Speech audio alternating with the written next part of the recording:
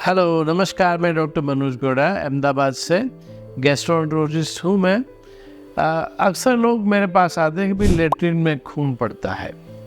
तो ज़्यादातर तो ये पूछने के लिए आता है कि भाई ये खून के लिए कोई चिंता करने का तो कारण नहीं है ना।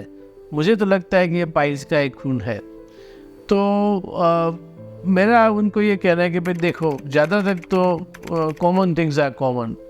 पाइल्स की वजह से खून सबसे कॉमन तरीके से लेट्रिन में पड़ता है, या तो फिशर हो जाती है, चमड़ी कट जाती है तो भी खून पड़ता है।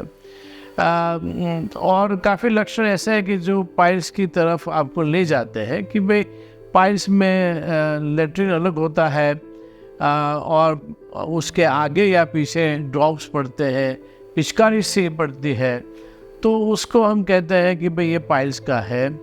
फिशर में बहुत दर्द होता है, अनबेरेबल पेन होता है, और लेट्रिन के ऊपर ब्लड चिपका हुआ होता है।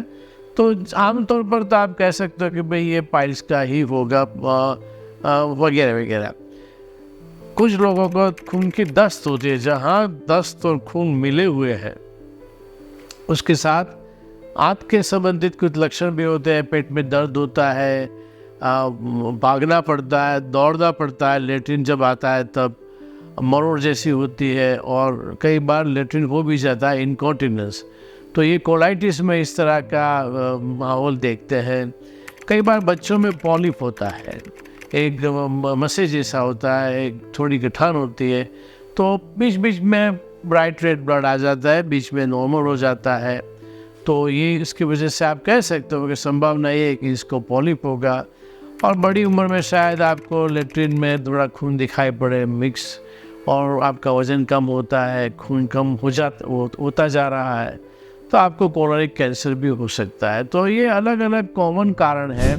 पाइल्स और फिशर सबसे कॉमन है, लेकिन कई बार लोग पूछते हैं कि साहब इसमें जांच की आवश्यकता है कि नहीं। तो मरीज़ के हिसाब से मरीज़ ठीक है कि भाई साहब इसमें जांच की ज़रूरत है कि नहीं, मुझे लगता नहीं है, मैं जस्ट ऐसे पूछने के लिए आया हूँ। लेकिन मैं डॉक्टर के हिसाब से यहाँ दूसरी तरफ बैठा हूँ, टेबल की दूसरी तरफ, तो मुझे लगता है कि देखो है तो पाइल्स, लेकिन पाइल्स के अलावा कुछ ऊपर नहीं है, 5-10 सेंटीमीटर ऊपर। वो देखने में मुझे दूरबीन की वजह से, एंडोस्कोप की वजह से 2-3 मिनट से ज़्यादा लगती नहीं है। और जब मैं देखता हूँ कि भाई ऊपर कुछ है नहीं, ऊपर स्टूल येलो है, ऊपर कोई गठान नहीं है, कोई आंते में सूजन नहीं है, तो मैं जहाँ तक मेरा सवाल है, तो मैं चैन की नींद सो पाऊँगा कि भाई कुछ मिस नहीं हुआ है, और जो पाइल्स था वो पाइल्स ही है, उसके अलावा कुछ नहीं है। तो मैं ये कहूँगा कि भाई कितना भी जाहिर कारण हो कि भाई यही लगता है, फिर भी छोटी जांच 20-30 सेंटीमीटर देखना 2-3 मिनट का काम है। कोई प्रिपरेशन की आवश्यकता नहीं है, कोई बेहोश करने की ज़रूरत नहीं है, कोई कपड़े बिगड़ते नहीं इसमें। और क्लिनिक में 2-3 मिनट में आप देख सकते हो कि भाई देखो यहाँ ऊपर जहाँ तक देख सकते हैं 15-20-30 सेंटीमीटर तक नॉर्मल है, तो अब जो नीचे पाइल से वही खून दे रहा है। तो मेरा मानना है कि मैं पर्सनली तो ये कहूँगा कि भाई आपकी जान के साथ खिलवाड़ मत करो। काफ़ी आसान है, और जितना हो सके रिजनेबली उतना पक्का कीजिए कि ये खून यहीं से आ रहा है। तो ये बाबत तो स्पष्ट है, जाहिर है। पाइल्स का प्रश्न काफ़ी कॉमन है, और मेरा ये मानना है कि पाइल्स साइक्लिकल है। अगर आपको कब्ज है, बहुत जोर करना पड़ता है, तो जैसे आप चिल्लाते हो और आवाज़ बैठ जाती है, उस तरह बहुत जोर करना पड़ता है लेट्रिन पर, तो पाइल्स होना ही है, आज नहीं तो कल होंगे। और 5 दिन अगर लेट्रिन साफ आ गई, 5 दिन ही आपको कोई जोर नहीं करना पड़ता है, तो शायद पाइल्स बैठने भी लगेंगे। पाइल्स काफ़ी इन्फ्लेम हो चुके हैं, तो गुनगुन में पानी में बैठिए, पेट साफ रखिए। तो कई बार जो ग्रेड 3 पाइल्स है वो ग्रेड 1 में चले जाते हैं। तो पाइल्स के ट्रीटमेंट में कंजर्वेटिव ट्रीटमेंट का काफ़ी महत्व है।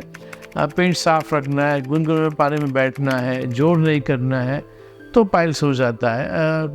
कई बार अपने आप बैठ जाता है। जो पाइल्स बार बार ब्लीडिंग करता है, जो पाइल्स में इन्फेक्शन हुआ है, जो पाइल्स बाहर आके प्रॉब्लम्स होकर अंदर नहीं जाता है, उसमें शायद सर्जरी की आवश्यकता है। बाकी कोई भी कारण है उसके लिए आपको अब अच्छे डॉक्टर को मिलना आवश्यक है। कोलोन कैंसर है कि पॉलिप है कि जो आजकल काफ़ी आसानी से डायग्नोस एंडोस्कोपी के जरिए हो सकते हैं, लेकिन उसकी ट्रीटमेंट बिल्कुल अलग है, तो वो खास ध्यान रखना। तो ये प्राथमिक जानकारी मैं दे रहा हूँ लेट्रिन के जरिए जो ब्लड आता है, और मेरा ये सूचन है आपको कि कितना भी स्पष्ट कारण हो, आप एक बार छोटी जांच पीछे से दूरबीन लगाकर 15, 20, 30 सेंटीमीटर दिखवा दे देना, ताकि ऐसा ना हो कि 2 साल बाद कुछ मिले जो आज मिलता था और काफ़ी लेट हो गया। लाइफ इज़ ओनली वन, आप एक ही बार लाइफ जी सकते हो, तो आगे बढ़ गया तो फिर हादसा हो भी सकता है। तो यहाँ इतना कह के मैं स्टॉप करता हूँ।